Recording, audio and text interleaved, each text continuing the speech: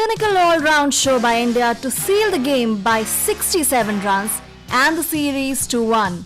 Hello and welcome to Hero of 2020. I am Megha, joined by Chetan Narula as my co-presenter. Joining us as experts are Chandrasekhar Luthra, senior sports journalist, and Reema Malhotra, former Indian cricketer. Shekhar, just too many runs on the board. Too many and probably a wrong approach. The match was over, I think, after 3.1 overs. The moment they lost the third wicket, I think it was only a matter of chasing something which was completely not in their approach. So I think it was wrong, I would say, tactics not tactics, but wrong approach, I would say, the most appropriate word. And probably there was nobody to guide them there. जी हाँ, अपने श्रोताओं को बता दें हम कि West Indies का score 173 पे 20 ओवरों में ऑल आउट नहीं हुए और उनके पास एवन लुइस नहीं थे जिन्होंने ओपनिंग नहीं की, तो उनकी चोट लगी थी उनके दाहिने घुटने में। शिमरॉन हेटमायर ने 41 रन बनाए और कीरन पोलार्ड ने 68 रन बनाए 39 गेंदों पर। रीमा, जो भारतीय पेसर्स ने जो 3 विकेट चटकाए, 17 पर 3 कर दिया था वेस्ट इंडीज को, उसके बाद से तो जैसे उनको एक पहाड़ चढ़ने की बात हो गई थी। 240 जब बनाने तो पहले ही पहाड़ चढ़ना था और ऊंचा हो गया, और ऊंचा बारी लड़खड़ा गई। और अच्छी बात ये थी कि नए बॉल से विकेट मिले और लगातार विकेट जो चटकाए इंडियन के बॉलर्स ने, चाहे वो मिडिल ओवर्स में हो चाहे वो नए बॉल से हो।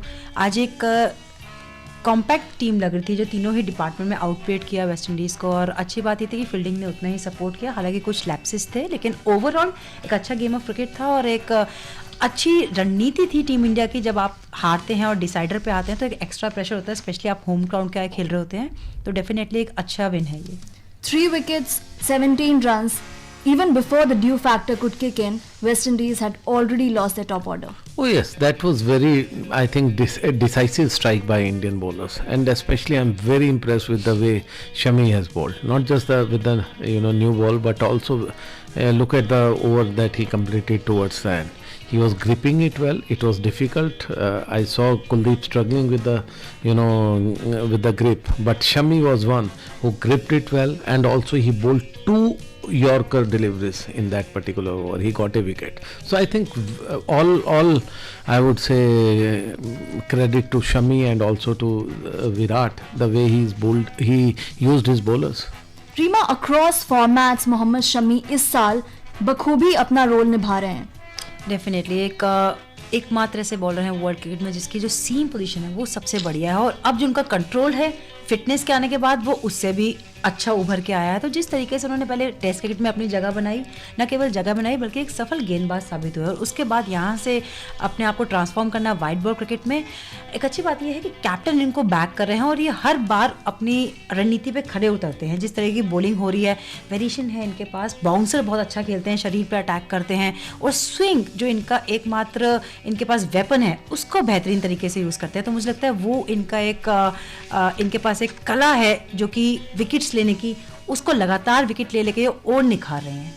जी, हम अपने श्रोताओं को बता दें, आप इस शो हीरो ऑफ 2020 में जुड़ सकते हैं हमारे साथ, भारत की जीत के बारे में बात कर सकते हैं और हमारे एक्सपर्ट से सवाल भी पूछ सकते हैं। आपको फ़ोन करना है 011-2342-1084 पर या 011-2342-1085। अगर आप नई दिल्ली के बाहर से फ़ोन कर रहे हैं तो 011 ज़रूर लगाइए। और लगता है ऑलरेडी हमारे पास कॉलर आ रहे हैं। नमस्कार, आपका शो में स्वागत है। अपना नाम बताइए। जी हेलो, नमस्कार। नमस्कार, आपका नाम? हाँ जी, मेरा नाम जुबैर है, मैं जम्मू कश्मीर से बोल रहा हूँ। हाँ जी, बोलिए, कुछ सवाल पूछना चाहेंगे? जी सर, मेरा एक क्वेश्चन है। जी, अभी अच्छा लगा कि इंडिया आज मैच जीत गई, बट मेरा ये क्वेश्चन है कि जैसे अभी के राहुल की पोजीशन अभी वो ओपनिंग कर रहे हैं जी, तो अभी जैसे वो 4th नंबर पे खेलते थे ये वाले T20 में, तो अगर शिखर धवन वापस आ गए तो वो ओपनिंग स्लॉट में आ जाएंगे, तो फिर जो के राहुल की पोजीशन है वो कहाँ पे रहेगी? क्योंकि अभी वहाँ श्रेयस अय्यर भी खेल रहे हैं, तो उसको मुझे जानना है। जी, हम बात करेंगे इस बारे में। धन्यवाद। एक और कॉलर लेते हैं। नमस्कार, शो में आपका स्वागत है। नमस्कार सर। नमस्कार, अपना नाम बताइए, कहाँ से बोल रहे हैं? मैं पंचराम शर्मा बोल रहा हूँ सर, जम्मू कश्मीर जिला डोडा काफी गाँव करती से। जी बताइए, कुछ सवाल पूछना चाहेंगे? और मैं यही पूछना चाहूंगा, मैं शुभकामनाएं देना चाहूंगा सबसे पहले अपनी पूरी आकाशवाणी की टीम को। तो आज बहुत अच्छा किया, मेरी पसंदीदा खिलाड़ी आ गया कुलदीप यादव टीम में और मोहम्मद शमी। जी धन्यवाद। अब आप बताइए, कुछ सवाल पूछना चाहेंगे तो? बहुत अच्छा लगा मुझे। जी, हमको भी अच्छा लगा भारत जीती। कुछ सवाल पूछना चाहेंगे? सुशील जोशी की कमेंट्री बहुत अच्छी लगी है, मैं शुभकामनाएं देना चाहूंगा उनको भी अपने। जी धन्यवाद, हम उन पे बात उनको बता देंगे। धन्यवाद हमारे साथ जुड़ने के लिए। अगला कॉलर लेते हैं। नमस्कार, शो में आपका स्वागत है। नमस्ते सर। नमस्कार, अपना नाम बताइए, कहाँ से बोल रहे हैं? मेरा नाम राजू एरमठ सर, कर्नाटक बीजापुर से बात कर रहा हूँ सर। जी, हमारे एक्सपर्ट से कुछ पूछना चाहेंगे? सर, विराट कोहली जी चौथे नंबर पे आया, वो सही है क्या सर? जी जरूर बात करेंगे इस बारे में। धन्यवाद हमारे साथ जुड़ने के लिए। एक और कॉलर लेते हैं। नमस्कार, शो में आपका स्वागत है। हेलो सर, नमस्कार। नमस्कार, आपका नाम बताइए। रमाशंकर पाल बोल रहा हूँ सर, ग्राम गतौली चंदा, तहसील हैदरगंज, जिला बाराबंकी, यूपी से बोल रहा हूँ। जी बताइए, आपका सवाल पूछिए। सर सबसे पहली बात तो सर, आज इंडिया में जीत गई, इससे सर खुशी की बात और सर कुछ और नहीं हो सकती जी। लेकिन सर मेरा सवाल एक है कि अगर शिखर धवन को जब टीम में वापस आएंगे तो लोकेश राहुल को किस स्थान पे खिलाना चाहिए? जी, हम बात करेंगे इस बारे में जरूर। धन्यवाद सवाल पूछने के लिए। तो काफी रोमांच है हमारे श्रोताओं में कि भारत जीती है, और सवाल भी है कि इसी बारे में बात करते हैं। शिखर केएल राहुल, उन्होंने आज इतनी जबरदस्त पारी खेली, 91 रन बनाए। शिखर धवन, जो हम अपने श्रोताओं को बता दें कि वो अब ओडीआई सीरीज जो 15 तारीख से शुरू हो रही है चेन्नई में वेस्ट इंडीज के खिलाफ, उसमें भी नहीं खेलेंगे। मयंक अग्रवाल को लाया गया है। शिखर धवन चोट से नहीं उभर पाए हैं जो उनके हाथ पे लगी थी। जब शिखर धवन वापस आएंगे, जैसे हमारे श्रोताओं ने पूछा, तो केएल राहुल कहाँ खेलेंगे? देखिए, पहली बात, शिखर धवन वापस अगर आना होगा तो डोमेस्टिक में कुछ कमाल धमाका करना पड़ेगा, क्योंकि ऐसा नहीं है कि एज उनके साथ है, ऐसा नहीं है कि उनकी बड़ी कमाल की फॉर्म चल रही थी इसलिए बाहर हुए ये। और दूसरी बात, अगर किसी भी प्लेयर को बर्बाद करना हो, जो पहले भी हमारे साथ हुआ, तो केएल राहुल को बर्बाद जब किया गया तो ऊपर से उठाकर नीचे खिलाना शुरू कर दिया। उसके कंफर्ट जोन से उसको बाहर किया जाए, उसको बताया जाए कि जैसे एक गुरु ग्रेग चैपल, अगर आपको याद हो, उन्होंने ये बड़ी अलग बात कही थी कि आपके कंफर्ट जोन से आपको हटाकर हमने कहीं और डालना है। और उसमें कई प्लेयर, जिसमें सबसे बड़े विक्टिम थे वीरेंद्र सहवाग। और उसके बाद जो अब, अगर मुझे लगता है जो वर्ल्ड कप या उससे पहले हुआ केएल राहुल के साथ, वो अच्छा कर रहे थे या बुरा, अगर ओपनर है तो ओपनर खेलने चाहिए। मिडल ऑर्डर की रिप्लेसमेंट सिर्फ मिडल ऑर्डर होना चाहिए। जब आप चेंजेस करते हैं इस तरह के, उस प्लेयर को मेंटली भी मुझे लगता है आप एक अच्छा सेटबैक देते हैं। तो पहली बात, अगर शिखर आएंगे तो राहुल जाएंगे या कोई और ओपनर जाएगा, और अगर वो नहीं आएंगे तो इनको यहीं खेलना चाहिए। इनको मिडल ऑर्डर के लिए मेरी टीम में कभी जगह नहीं मिल सकती। जी। एक बल्लेबाज ऐसा है जो कि कंफर्ट जोन से बाहर निकल के हमेशा खेल का प्रदर्शन करने की कोशिश करता है, भारतीय कप्तान विराट कोहली। पिछले मैच में भी हमने देखा था कि नंबर 3 पे नहीं आए, इस मैच में भी नहीं। रोहित शर्मा ने हिंट दिया था एक प्रेस कॉन्फ्रेंस में कि experimentation with batting slot India करती रहेगी, और खेल का डिमांड भी है T20 फॉर्मेट का। देखिए, आप एक्सपेरिमेंट जरूर करते हैं, लेकिन उसमें आपको ये भी ध्यान में रखना होता है कि क्या आप उस पोजीशन को वर्ल्ड कप में छेड़ेंगे। ऐसा नहीं होगा। तो पहले जो टॉप 3 हैं वो सेम रहने चाहिए, क्योंकि ये आपकी नींव है। उसके बाद आपको जो करना है आप कर सकते हो, क्योंकि चाहे बॉल्स कम हो या ज्यादा हो। विराट कोहली एकमात्र ऐसे खिलाड़ी हैं, जब वो क्रीज पे होते हैं तो गेम चलता रहता है। और आज की आप इनिंग देख के बता सकते हैं कि अब आपको ये भी नहीं है कि वो कम बॉलों पर रन बनाते हैं या 100 की स्ट्राइक रेट रखते हैं। सबसे ज्यादा हाईएस्ट स्ट्राइक रेट है उनकी 241 की आज। तो ये बताता है कि ये खिलाड़ी अपनी जगह को नहीं छोड़ना चाहिए, चाहे कोई भी सिचुएशन हो। आपको अगर ऋषभ पंत या शिवम दुबे किसी को भी ट्राई करना है तो 5वें 6ठे नंबर पे जो ऑर्डर है उस पर ट्राई करिए, क्योंकि पहली बॉल पे आके ऋषभ पंत ने लास्ट टाइम भी छक्का मारा था, आज भी मारने की कोशिश की। तो अगर वो विराट कोहली के बाद आएंगे तभी भी वही करेंगे, लेकिन विराट कोहली का जो रोल है तीसरे नंबर पे वो बहुत इंपॉर्टेंट रहेगा। लेकिन यहाँ पे शिखर एक बात ये बनती है कि भारत का जो मिडिल ऑर्डर है वो स्ट्रगल करता है, काफ़ी बार हमने देखा है, खासकर कि जब पहले बल्लेबाजी कर रहे हो। तो क्या ये मुमकिन है कि कोहली को नंबर 4 पे डालकर उस मिडिल ऑर्डर को मजबूत कर सकते हैं? देखिए, एक सोच हो सकती है, लेकिन जैसा भी रीमा ने भी कहा, ये एक आसान चीज़ नहीं है। विराट कोहली आपकी रीढ़ की हड्डी है जी। यहाँ पर पुजारा तो खेल नहीं रहे कि टेस्ट मैचेस है तो उनको नंबर 3 करके विराट को नीचे डाला जाए। ये यहाँ पर आपको रीढ़ की हड्डी ठीक जिस्म में ठीक वैसे होना चाहिए। कोई बैंड होगा तो आपके पोस्चरल डिफेक्ट्स होंगे, और वही डिफेक्ट्स हमने वर्ल्ड कप में भी देखे। अगर आप देखें, आपको बहुत ज़रूरी है नंबर 1, 2 और 3, जिस तरह का कि नंबर 3 तक आपकी बैटिंग बिल्कुल ठीक चले, एक अच्छा सॉलिड स्टार्ट हो, और उसके बाद आप एक्सपेरिमेंट कीजिए। आपको ऊपर नीचे कर सकते हैं किसी प्लेयर को, कभी जडेजा ऊपर खिला देगा, कभी वॉशिंगटन सुंदर, इस तरह के कई लोग हो सकते हैं। लेकिन मुझे नहीं लगता, मैंने कहा ना, किसी प्लेयर को बर्बाद करना हो उसको ओपनिंग से नीचे डालिए, उसका वैसे ही कैरियर चौपट हो जाएगा। तो ये पहले भी हमने बहुत कुछ किया, इसमें सक्सेसफुल कोई मुझे होते हुए नहीं दिखा, कभी भी नहीं दिखाई दिया। और इनफैक्ट जब सुनील गावस्कर भी जब अर्ली रिटायरमेंट, मैं इसलिए कहूँगा कि जब वो पीक पे थे छोड़ के गए, उस वक्त फिर सिलेक्टर्स ने यही करना शुरू किया था, नंबर 4 नंबर 5 खिलाना टेस्ट मैचेस में, उस टाइम की बात थी। तो ये चीज़ें थी जी। हमारे साथ और कॉलर जुड़ने को तैयार है। नमस्कार, आपका शो में स्वागत है, अपना नाम बताइए। हेलो नमस्कार सर, मैं रिंकी तिवारी बलरामपुर से बोल रही हूँ। हाँ जी बोलिए, कोई सवाल पूछना चाहेंगे? हाँ सर, मैं पूछना चाहती हूँ जैसे सर माही क्यों नहीं खेल रहे हैं सर, वो बहुत अच्छा खेलते हैं। जी हम बात करेंगे इस बारे में। धन्यवाद हमारे साथ जुड़ने के लिए। अगला कॉलर लेते हैं। नमस्कार, आपका शो में स्वागत है। सर बोल रहे हैं कि मतलब सीतामढ़ी में ये एफएम कहाँ न पकड़ता है? जी चैनल थोड़ा सा हिलाना पड़ता है, थोड़ा सा ढूंढना पड़ता है। अगले मैच दोबारा ट्राई कीजिएगा, जरूर मिलेगा आपको। एफएम रेनबो पे हमारा सारा प्रसारण आता है। अगला कॉलर लेते हैं। नमस्कार। नमस्कार जी, बताइए कहाँ से हैं और कुछ प्रश्न पूछना चाहते हैं आप? मैं दरभंगा तो फिरोजपुर से बोल रहा हूँ सर। जी स्वागत है आपका हमारे शो में। हाँ सर, ये बताइए सर, पंत को बहुत मौका क्यों दिया जा रहा है? जी इस पे हम डिस्कस जरूर करेंगे। के समय इनको भी मौका दीजिए। जी जरूर बात करेंगे हम इस बारे में। धन्यवाद। ये टॉपिक कहीं जाने वाला नहीं है कि ऋषभ पंत को बार बार मौका क्यों दिया जा रहा है। रीमा, आपने कहा था जैसे कि टाइम लगता है खिलाड़ी को अपना एक अस्तित्व बनाने के लिए, धोनी भी शुरू में नहीं कर पाए थे। अब क्या ये बात आ रही है कि काफी समय दिया जा चुका है ऋषभ पंत को और वो अस्तित्व वो नहीं बना पा रहे हैं? आज भी बहुत उम्दा, मतलब कह सकते हैं कि उनको एक मौका मिला था कि नंबर 3 पर आते और काफी गेंदें बची भी थी, लेकिन वो कुछ कर नहीं पाए। देखिए हमें सिचुएशन सबसे पहले देखनी है कि अगर उनको ऊपर भेजा गया है, कोहली से ऊपर, तो किस लिए भेजा गया। उनका एक रोल उनको डिफाइन किया गया है कि आप एज अ पिंच हिटर खेल रहे हैं, आपको मारना है, आपकी ताकत है शॉट्स खेलना, तो आप पहली बॉल से खेलिए। इसका मतलब आपको फ्री लाइसेंस दिया हुआ है। और जब आपको हाई रिस्क शॉट खेलना होता है तो परसेंटेज होती है आउट होने की बढ़ जाती है। तो कहीं ना कहीं वो लाइसेंस था और आउट होने का भी लाइसेंस इनके पास है, इसका मतलब। और मैं फिर भी कहूँगी, अगर मैं एज अ प्लेयर सोचूं तो इतना बर्डन डालना, इतना लोड डालना, हमें ये भी देखना पड़ता है कि किस रोल पे आपको खिलाया जा रहा है, क्या भूमिका है आपकी इस टीम में। उनकी फिलहाल ये भूमिका है कि आप जाइए और हिट कीजिए बॉल को, चाहे आप आउट हो जाएं। लास्ट मैच में उन्होंने पहली बॉल पर छक्का मारा था सेम शॉट पे, और आज सेम शॉट पे आउट हुए। तो अगर आपके पास लाइसेंस है तो आप एक बार क्लिक भी कर सकते हैं और एक बार नहीं भी कर सकते। मैं अभी भी ऋषभ पंत के साथ ही जाऊंगी। रीमा, कॉन्स्टेंटली उनके पोजीशन को क्वेश्चन किया गया है। बतौर प्लेयर अगर मैं आपसे पूछूं कि अवे फ्रॉम क्रिकेट रहना, थोड़े टाइम के लिए ड्रॉप हो जाना, क्या अच्छा रहता है? क्योंकि लगातार आप उस प्रेशर से डील कर रहे हैं। बिल्कुल रहता है। एट टाइम्स आपके साथ होता है कि जब आपका लोड ज़्यादा आ जाता है, क्योंकि आपके पास प्लेयर्स और स्टाफ ज़्यादा, मीडिया का इतना लोड है, पब्लिक का इतना लोड है इंडिया में स्पेशली, तो कहीं ना कहीं एक ब्रेक अच्छा होता है। लेकिन ये टाइम ब्रेक का नहीं है, क्योंकि वर्ल्ड कप पास में है और इस खिलाड़ी पे आपने काफ़ी टाइम इन्वेस्ट किया है और अभी आगे आईपीएल भी है। तो मैं फिर भी देखना चाहूँगी एक मौका उनको आईपीएल में देखे कि कितना, कौन सा ऐसा विकेट कीपर बैट्समैन है जो स्कोर करता है। जैसे संजू सैमसन की बात हो रही है, किशन की बात हो रही है, धोनी को भी ये देखा जाएगा कि आईपीएल में वो अपने आप को साबित कर सकते हैं। अगर उनको लगेगा वो उस रोल में अदा कर सकते हैं, अभी भी डिलीवर कर सकते हैं टीम इंडिया के लिए, तो जो बेस्ट ऑप्शन होगा उस टाइम मेरे ख्याल से कॉल लेंगे तो बेटर है। अभी इट्स टू अर्ली।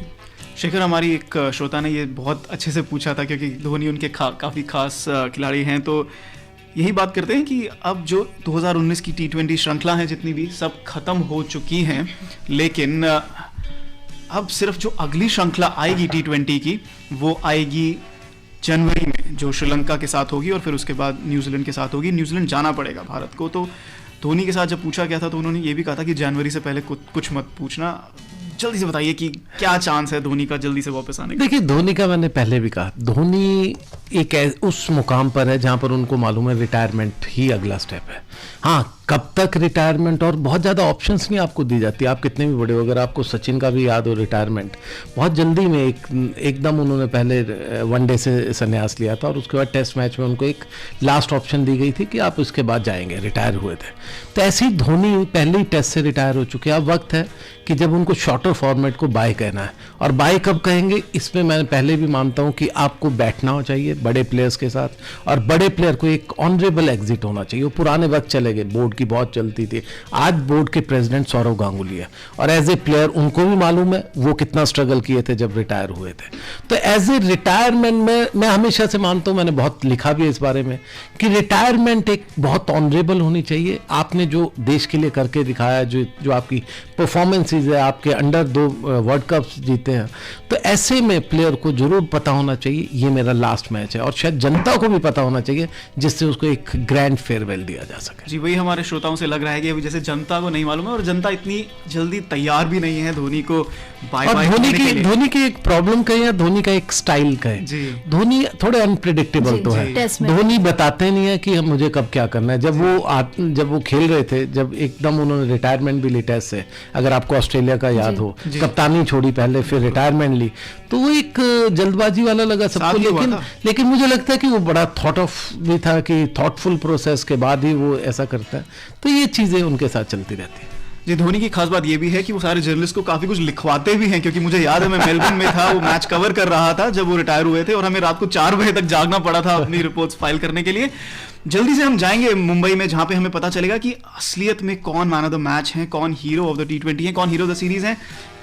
जल्दी से आते हैं अपने एक्सपर्ट्स के पास पूछने के लिए। रीमा, पहले आप बताएं इस मैच का हीरो कौन और सीरीज का हीरो कौन, और फिर शेखर। देखिए, स्कोर कार्ड पे जाऊंगी तो राहुल ने बहुत अच्छी इनिंग खेली है, बट मेरा मैन ऑफ द मैच है विराट कोहली, और बहुत बेहतरीन इनिंग खेली है विराट कोहली। जी, शेखर आपके पास आते हैं। देखिए, आज के मैच के लिए मैं फिर भी कहूंगा कि थोड़ा डिस्प्यूट हो सकता है, या दोनों के बीच में चॉइस विराट और राहुल में, लेकिन man of the series definitely Virat Kohli. जी, विराट कोहली ने 183 रन बनाए हैं 3 मैचों में, और उसमें से जो तीसरा मैच है उसमें तो वो नाबाद रहे हैं। चलिए सीधा चलते हैं वानखेड़े स्टेडियम मुंबई के लिए, जहां पे प्रेजेंटेशन सेरेमनी शुरू होने वाली है। Mr. Sanket Shah, Dream 11, Dr. T.M. Bhasin, Advisor Paytm Payments Bank. As always, my first invitation is to the captain that unfortunately didn't end up on the winning side. Is going to be Kieran Pollard, or Kieran Pollard if you like it, of the West Indies.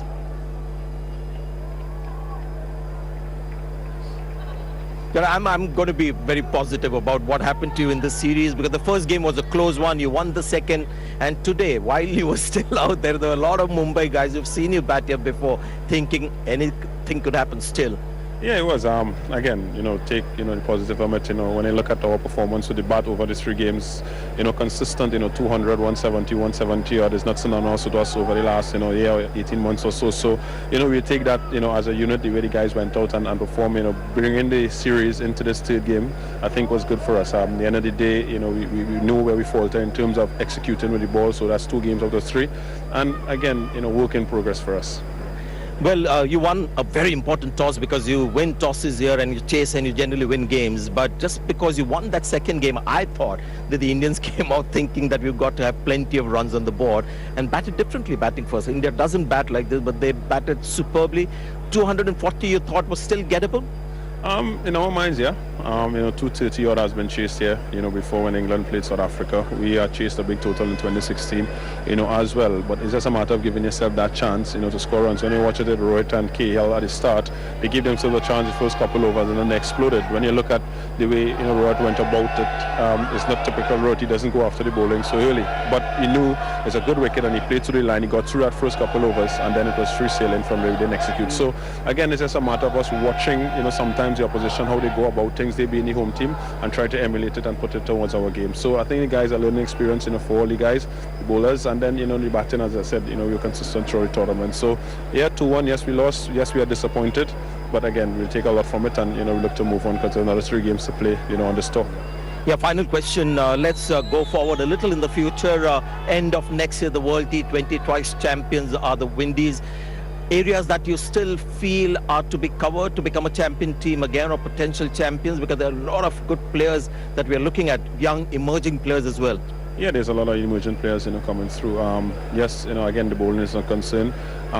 But, when you look at it, you look at the guys, we have a roster of guys who has to come in, and guys who we have, sort of a 20-man, 25-man squad in terms in our minds. It can go up in a couple other names as well, to give an opportunity, as well. So, again, those are the areas, but, we know success is a boring thing. Success is something that you need to do day in, day out. Sometimes it becomes monotonous. But, again, if you want to be successful, you've got to do these things day in, day out. So, again, those are the things that we are working on. And, again, I said, yes, we faltered 2-1 in this series, but there's a lot of things to take from it. And I said, all is not lost. We still have 3 games to play. And then we have a lot more T20 and white ball cricket, coming up until the World Cup. So, again, I said we're going to stay positive about it in life, take the positive out of every situation, and, we go forward from there. Well, all the best for the future, and we really enjoyed watching Pollard, the captain, and your batting especially tonight. So well done. The captaincy sits well on you. All the best. Thank you very much. So that was Kieron Pollard. Our next invitation is going to be, of course, for the award, which is the Pepsi Swag Star of the match, and this goes to Virat Kohli.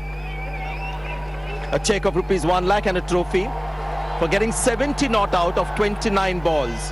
Sanjay Naik to present the Pepsi Swag Star of the match with a cheque of 1 lakh and a trophy.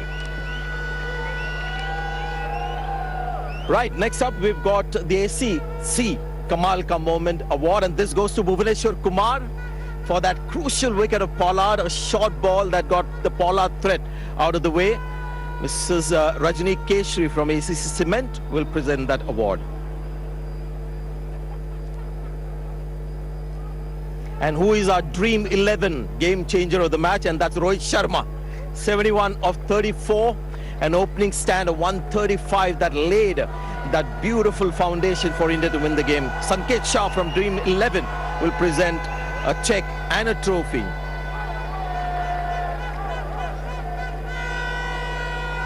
Time now to announce the Paytm man of the match, and this goes to KL Rahul for his 91 of 56 and 2 safe catches in the deep. So well done to KL Rahul. He's our Paytm man of the match. Dr. T.M. Bhasin from Paytm will use the Paytm UPI money transfer to digitally transfer the prize money of ₹1 lakh and a trophy to KL Rahul. Well played, KL Rahul.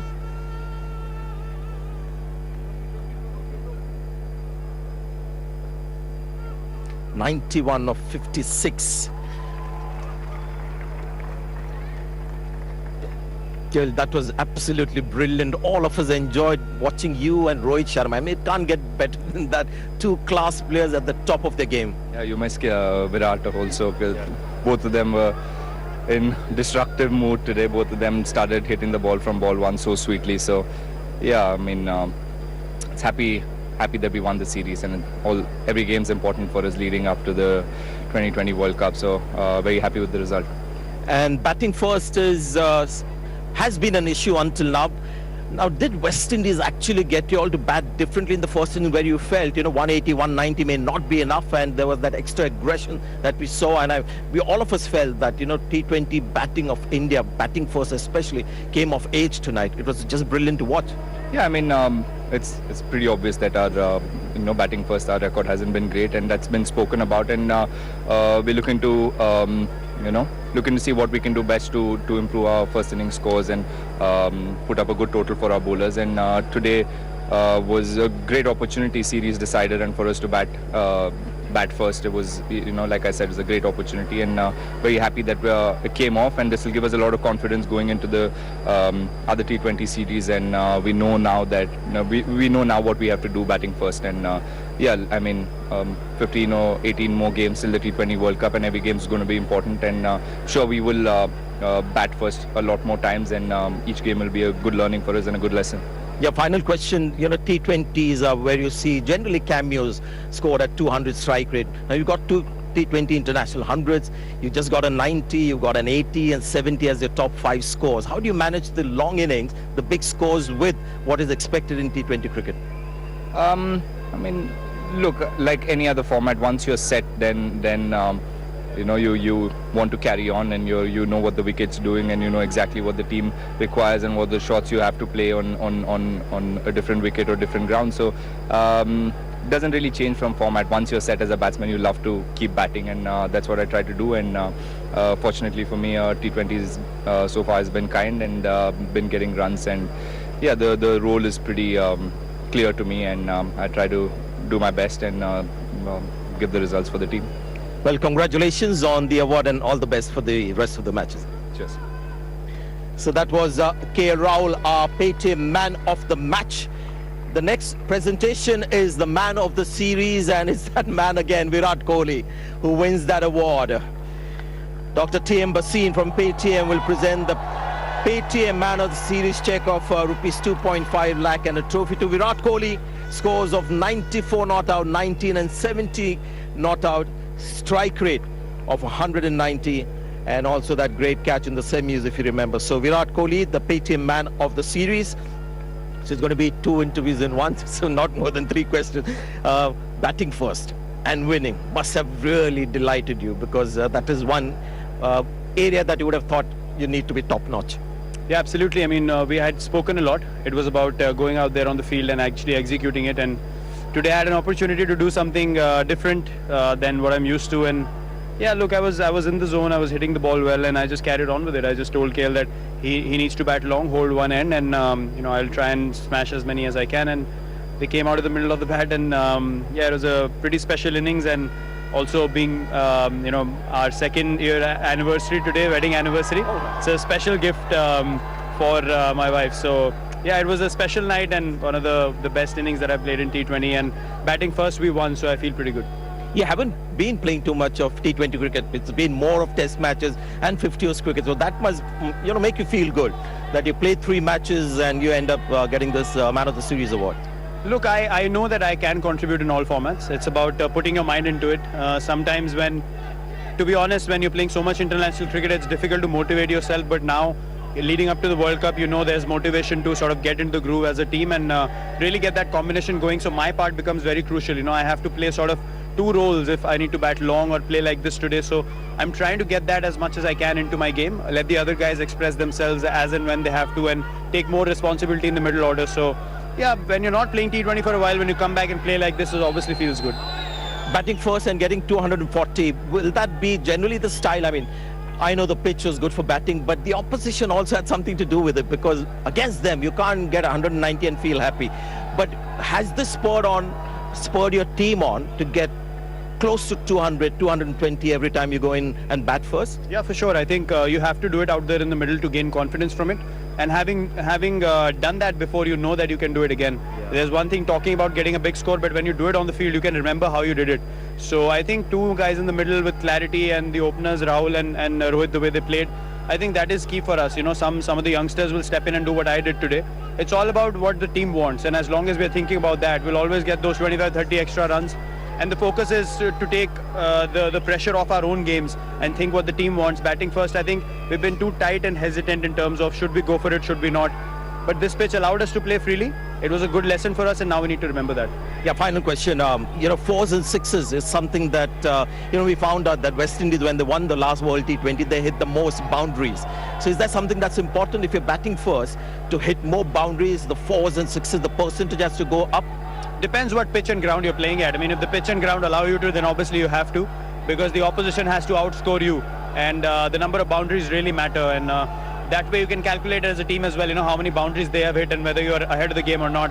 So you don't really feel the pressure when you have 20, 25 extra runs on the board, and I think boundaries play a major part, because in a span of 3-4 balls, you can really maximize that pace for your team. So yeah, we'll have to be wary of that, but playing the World Cup in Australia, we'll also have to figure out how big the fields are and whether boundaries or boundary 4s are more important than boundary 6s. That's something that we'll have to think on our feet. But to get big scores, I think you have to be positive and aggressive. Well batted, excellent win. Congratulations on the award. It was great to see the Indian bowlers bowling with a completely relaxed demeanor and winning the game. So congratulations on another win. Please go ahead and collect your award. And Mr. Jayesh George will present the Paytm India versus...